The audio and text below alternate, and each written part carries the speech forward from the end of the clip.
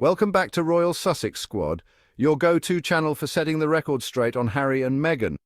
If you thought the British media had hit rock bottom, think again, because they just grabbed a shovel and started digging. This time their cruelty was on full display, proving once again why Harry and Meghan were absolutely right to walk away. But don't worry, we're here to break it all down and call out the nonsense for what it is. The British media landscape, often lauded for its sharp wit and investigative prowess, found itself grappling with a different kind of spotlight, one that exposed an ugly underbelly of racism and prejudice. A prominent journalist, known for his acerbic commentary, launched a scathing attack on Meghan, Duchess of Sussex.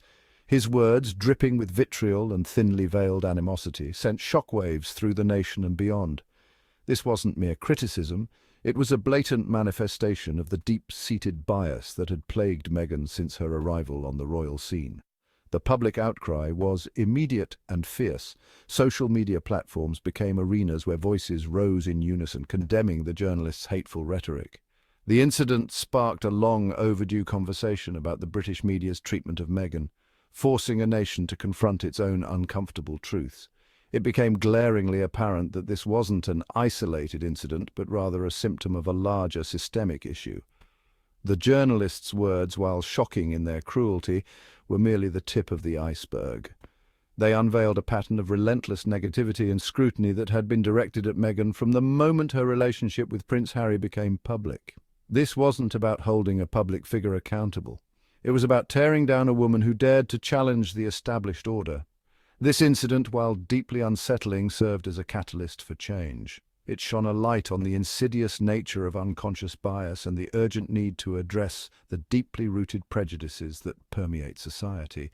It became a defining moment, forcing individuals and institutions alike to confront their own complicity in perpetuating harmful narratives. The question now remained, would Britain rise to the occasion and dismantle the structures that allowed such blatant racism to flourish? Meghan Markle, despite the relentless scrutiny, continued to carry herself with grace and dignity. Her resilience became a beacon of hope for many who saw in her a reflection of their own struggles. The broader conversation that emerged from this incident transcended Meghan's personal experience. It became a rallying cry for marginalized communities across the UK and beyond. The fight against systemic racism and prejudice is not new, but this moment added a fresh urgency to the ongoing struggle for equality and justice. Journalists and media outlets were called to reflect on their role in shaping public perception and the ethical responsibilities that come with their powerful platforms. The hope is that this incident will lead to a more inclusive and fair media landscape, one that celebrates diversity and holds itself accountable for the narratives it perpetuates. As the nation grapples with these issues, Meghan's story serves as a poignant reminder of the work that still needs to be done. It is a call to action for all of us to strive for a more just and equitable society. From the moment Meghan Markle stepped onto the world stage as Prince Harry's girlfriend, she became a focal point of intense media scrutiny. She was subjected to a level of scrutiny unlike anything experienced by her predecessors, with every move she made being watched and analysed. The British tabloids, notorious for their insatiable appetite for royal gossip, went into overdrive. They seemed to have an endless supply of stories, each more sensational than the last. Every aspect of her life, from her upbringing to her fashion choices, was dissected and analysed with an almost obsessive fervour. Her style, her demeanour, even her gestures were put under a microscope, but beneath the veneer of harmless curiosity lay something far more sinister. The media's fascination with Meghan wasn't just about her being a new royal. The narrative surrounding Meghan was often laced with subtle and sometimes not so subtle racist undertones. The scrutiny she faced was harsher, more invasive and more personal.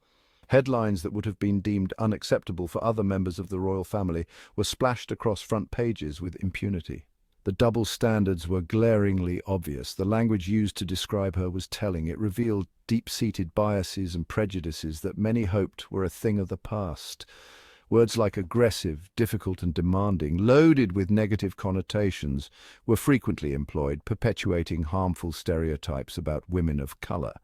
These descriptors were not just unfair, they were damaging. Her every move was scrutinized through a distorted lens, her actions interpreted in the most unfavorable light possible.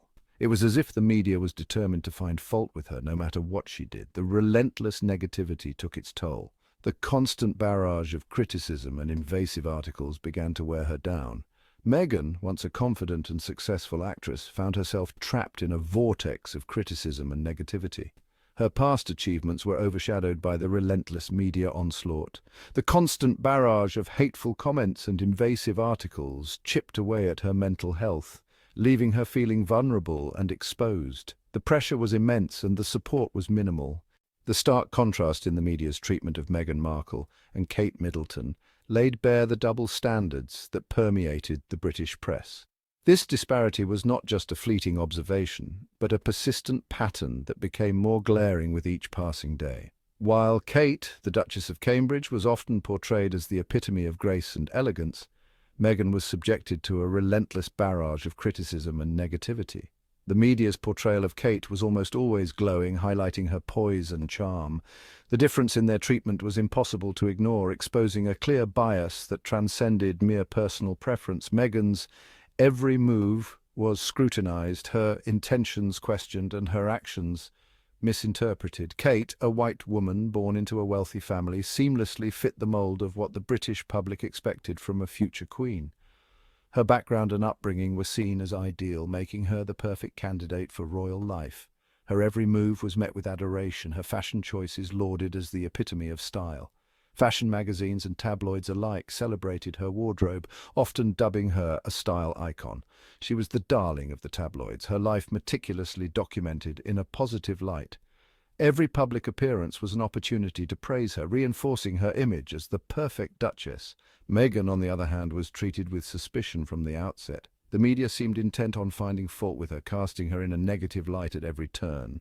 Her biracial heritage, her American upbringing, and her successful career prior to joining the royal family were all held against her. These aspects of her identity, which should have been celebrated, were instead used to alienate her. She was deemed too different, too opinionated, and too American to fit into the rigid confines of the British monarchy. Her outspokenness and independence were seen as threats rather than strengths. The double standards were evident in every aspect of their coverage. The media's bias was not subtle, it was blatant and pervasive. When Kate carried her children in her arms, she was praised as a doting mother. Her maternal instincts were celebrated, and she was often depicted as the perfect mother. When Meghan did the same, she was accused of showing off and seeking attention. The same actions that earned Kate praise were used to criticize Meghan. When Kate's family was mentioned, it was in glowing terms. They were portrayed as supportive and respectable, adding to Kate's positive image. When Meghan's family was brought up, it was to dredge up scandals and paint them in a negative light.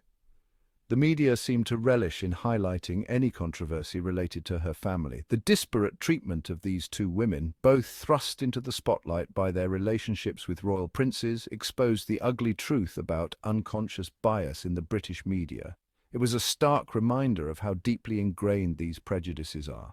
So, what do you think? Did that interview finally expose the UK press for what they truly are? Let us know in the comments below. And if you love how we break down the truth and defend the Sussexes, make sure to hit that subscribe button. Also, if you want to support the channel, consider sending a super thanks to help us keep exposing the lies and standing up for Harry and Meghan. Until next time, stay informed and stay Sussex strong.